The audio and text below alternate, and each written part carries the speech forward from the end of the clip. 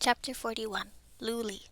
Luli balanced on the edge of hell, divided into two prisons, sorrow and hatred. But the moment she woke and beheld her captor, rage triumphed over both. Murderer. She recognized his robes. She would never forget the sight of them drenched in the blood of her tribespeople. She forced herself to sit up, and in doing so noticed her wrists and ankles were shackled to the stone floor splattered with silver. Jinn blood, she realized. When she looked closely, she could make out what appeared to be torn roots peeking through cracks in the stone. The rest of the cell was completely bare, a prison with 4 walls and a single iron door. She focused on Imad, who sat in front of her on a stool, arms draped over his knees. She took in the sight of the abyss-like eyes and graying brows, the faded freckles that ran across his nose like blood. She thought about how she wanted to gouge out his eyes and feed them to a fire. Fire. The word triggered a memory, a person. She shoved her grief away before it settled. I realized something while you were sleeping, Imad said. Your robes. You were from the Najima tribe, weren't you? She managed a stilted breath. You would know, wouldn't you, murderer? Imad's only response was an exasperated sigh. He shifted on his stool. Lily's heart leapt and sank when she saw the bag of infinite space behind him. All her provisions and relics were in that bag, everything except for the Queen of Dune's collar, and Kadir's shamshir. Again the sorrow spread through her chest. Again she pushed it away and forced her attention back to Imad.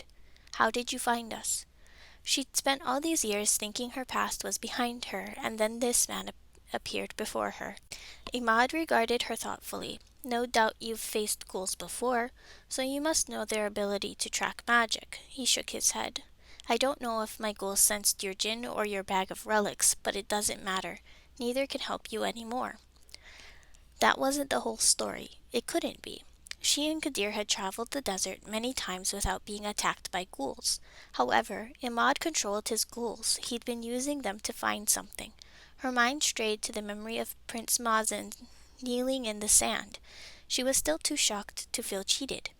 You were looking for Prince Omar, she said. Yes, I was looking for the High Prince. He considered her with his unreadable expression. Imagine my surprise when I found you and Prince Mazen instead. Luli said nothing. Prince Mazen, Imad, Aisha. There were too many unknown variables for her to come up with a plan, and even if she could, she was trapped. Where are we? She glanced around the empty cell. Some place no one will ever find you. Cryptic words. But it didn't matter whether they were a lie or the truth. Somehow she would escape. How about a trade, Midnight Merchant? He leaned forward. You give me the information I seek, and I answer your questions. You have nothing to lose. She clenched her hands into fists. And why would I want to talk to you? Imad's lips curled into a sly, terrible smile. Don't you want to know who hired my companions and me all those years ago? The words plunged through her like a sword, effortlessly piercing the armor she had built up over many years. He could be lying, she thought, but even if he was, the bastard was right. She had nothing to lose. What do you want to know? Her voice cracked. She was too desperate to be ashamed. Smart woman. Imad reached into a pocket and withdrew the golden bangle the ghouls had stolen off the prince's wrists, the one he'd been wearing this entire journey. Let us speak of magic, he said. Tell me, do you know where this relic came from? She scowled. How am I supposed to know where the prince gets his trinkets? She wanted to slap herself for using that word. Not trinkets, souls. And of course the prince had been using one. The sultan probably had a relic for every occasion. I thought that if anyone knew it would be you, famed collector of magics. Imad stared at the bangle for a long moment before clasping it on his arm. Between one blink and the next, he disappeared. In his place stood the high prince, with Imad's smirk fixed to his face. Luli shut her mouth when she realized she was gawking. Tell me, merchant, was it your jinn who guided you to the relics you possess? The voice that came from his lips was disconcertingly Prince Omar's. Luli bristled. That's none of your business. You are stupidly secretive for someone whose life is in my hands. He clasped his hands and inclined his head. Luli wondered if he was actually in Omar's body or if it was an illusion.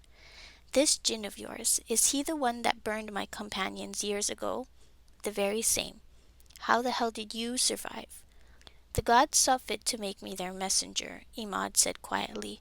I was on the outskirts of the camp when your Jinn's inferno raged. I was the only one to make it out alive.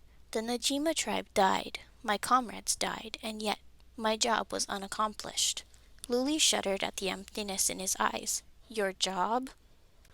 I am a thief first and a killer second. I only destroy those who stand in the way of my goal. Thief. The desert was home to many thieves, but a band of them skilled enough to slaughter a tribe. And if Imad knew Omar and Aisha, is he one of the prince's thieves? Imad was still talking, his voice an undercurrent to her confusion. There was a treasure at your camp, merchant, a relic so valuable we were ordered to kill any in the vicinity so they could never reveal its existence. It was a Jinn King's relic. Luli's mind clouded over with memories. There are many mysterious things in the desert, sweet fire, her father had once said. If ever you find such items, you must take great care of them, for they may be relics enchanted by Jinn. She remembered her skepticism. Is this compass filled with magic, then? His laughter. It does not work for me, but perhaps it will guide your way. And then a Jinn kneeling before her, pointing to that same compass after everyone she loved had perished. Layla Najima al-Nazari. It seems saving your life was my destiny. A relic that could locate other relics, that could foresee a future yet to pass. A relic so powerful it could belong only to a Jinn King, an Ifrit. Luli forgot how to breathe. Imad's eyes twinkled with mirth. Ah, so you remember. Will you tell me what it looks like? He patted her bag. I'd rather save myself the trouble of testing all your supplies. Luli was at a loss. What should she do? He would take the damned bag with him either way, and she was helpless to stop him. She tried pulling on her shackles, but the metal was unyielding, cutting into her wrists without mercy. No?